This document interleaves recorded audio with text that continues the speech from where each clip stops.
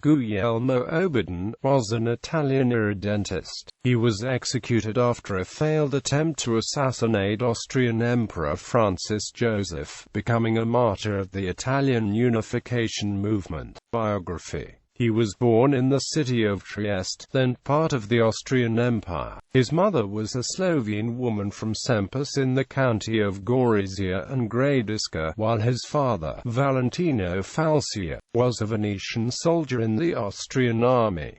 He did not recognize his son, so Wilhelm took his mother's surname. He was educated in an Italian cultural milieu, embraced irredentist ideas and Italianized his name to Guglielmo Oberdan. In 1877 he enrolled at the Vienna's College of Technology where he studied engineering. He supported the idea of independence for all of the empire's national groups. He resented the occupation of Bosnia-Herzegovina by Austria-Hungary, and therefore deserted from the Austro-Hungarian army because he did not want to take part in military activities there. Instead, he fled to Rome to continue his studies. In the Italian capital he adopted irredentist ideas, aiming at the annexation to Italy of the Italian land still under the Austro-Hungarian rule. In 1882, he met with irredentist leader and co-founder Matteo Renato Imbriani. It was then that he came to the conviction that only radical acts of martyrdom could bring the liberation of Trieste from Austrian rule. The assassination attempt. In the same year, Emperor Francis Joseph was planning a visit to Trieste as part of the celebration of the 500th anniversary of Habsburg dominion over the city. Although the city had earned itself the honorific title of Urbs Fidelissima for its non-participation in the revolutions of the 1840s,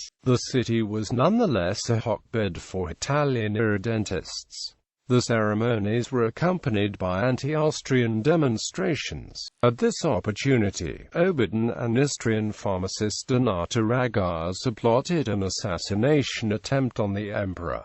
Oberdan's attempt failed. Oberdan was arrested and sentenced to hang by an Austrian court. His mother, Victor Hugo and Giosuè Carducci appealed for clemency, but in vain. The condemned Oberdan refused all religious rites, stating, "I am a mathematician and a free thinker, and do not believe in the immortality of the soul."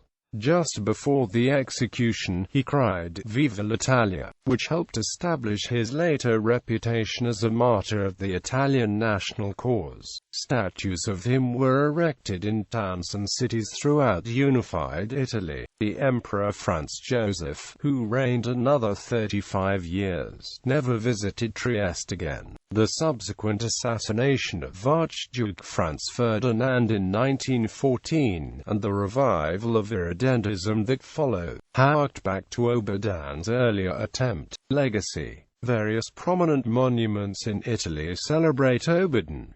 In Trieste, one of the central squares carries his name. In Florence, his name is inscribed in the obelisk of the fallen in the Wars of Independence in the piazza in front of Santa Maria Novella. The Slovene writer Boris Pahor wrote a novel with that title, in which he incorporated the events from Oberdan's life. The Italian writer Enzo Bettiza also depicted Oberdan in his novel The Ghost of Trieste, under the fictitious name of Stefano Nardenk. A film adaptation of Oberdan's life was produced in 1915 by Tiber Films of Rome. It starred Alberto Calò as Oberdan and was directed by Emilio Gioni, who also played the role of the governor of Trieste. It was one of a number of patriotic, irredentist films produced in Italy during World War I. Emilio Gioni met the irredentist Gabriele D'Annunzio at an invitational showing of the film in Rome, and Gioni's intertitles were praised by D'Annunzio. John Gatrudner, biographer of the Trieste writer Italo Svevo, suggests that Svevo, 21 years old at the time of Oberdan's execution, was deeply affected by it. In the aftermath, Svevo started writing regularly for the Trieste irredentist paper L'Independente. He never mentioned Oberdan explicitly. The paper was heavily censored and the Austrian authorities considered any manifestation of sympathy for Oberdan as treason. However, on January 21, 1884, Svevo published a translation of Ivan Turgenev's story, The Worker and the Man with the White Hands,